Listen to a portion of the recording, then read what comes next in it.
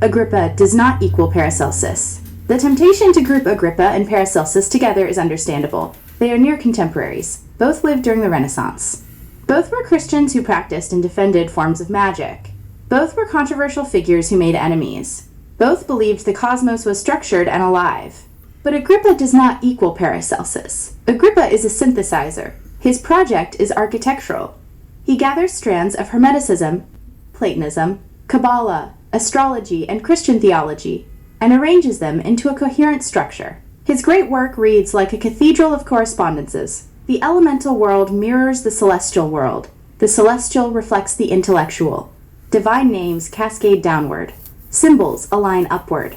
The magician operates by understanding the structure and placing himself correctly within it. Agrippa's magic is grammatical. Reality is a language. The magician must pronounce it properly. Paracelsus is not grammatical. He is metabolic. He does not begin with books, even though he read them. He begins with wounds, illness, mines, poisons, herbs, metals. He insists that nature is alive and that its secrets must be drawn out experimentally. He rejects scholastic authority, not because he rejects structure, but because he believes structure must be discovered in living processes, not merely inherited from antiquity. For Paracelsus, magic is not primarily correspondence across cosmic levels. It is participation in nature's hidden chemistry. It is the activation of the inner virtues of substances. It is healing through transformation. The world is not a text to be decoded. It is an organism to be worked upon and worked within. Agrippa moves vertically. His attention ascends through hierarchies, angels, intelligences, divine names. Paracelsus moves inward and outward. His attention penetrates matter and listens to its vitality. Agrippa's influence is strongest wherever ceremonial magic survives. His worldview feeds ritual structures, symbolic systems, angelic invocations, and philosophical esotericism.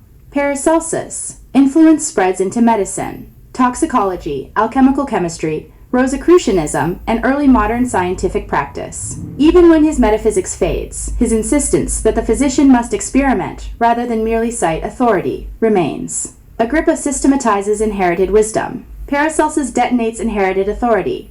Agrippa trusts that ancient knowledge, correctly arranged, reveals truth. Paracelsus trusts that living engagement reveals truth. Both believe in a living cosmos. Both affirm correspondences between macrocosm and microcosm. Both operate inside a Christian metaphysical frame. But the temperament, method, and trajectory of their work diverge profoundly. Agrippa is the librarian of the invisible. Paracelsus is the insurgent physician of the cosmos. They share an era. They share metaphysical commitments. They share enemies. But they do not share a soul. Agrippa does not equal Paracelsus.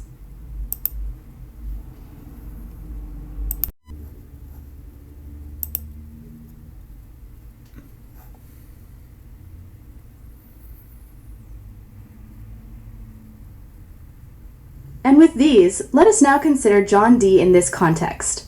If Agrippa gave the Renaissance its architecture of correspondences and Paracelsus its living chemistry of transformation, Dee sought something even more audacious: compression. In the Mons Hieroglyphica, he attempted to gather the planetary signs, zodiacal structure, alchemical principles, and Christian metaphysics into a single generative glyph. Where Agrippa systematized and Paracelsus vitalized, Dee mathematized and symbolized at the highest pitch. He stood at the threshold between occult philosophy and emergent scientific modernity, advising courts while conversing with angels, drafting navigation tables while seeking a universal character of reality. If Agrippa is structure and Paracelsus vitality, Dee is integration, the magician who believed the cosmos could be expressed as a formula and reopened through symbol. With him, the Renaissance occult current reaches its most condensed and most precarious expression, poised between revelation and rationalization, and thus prepared for whatever comes next.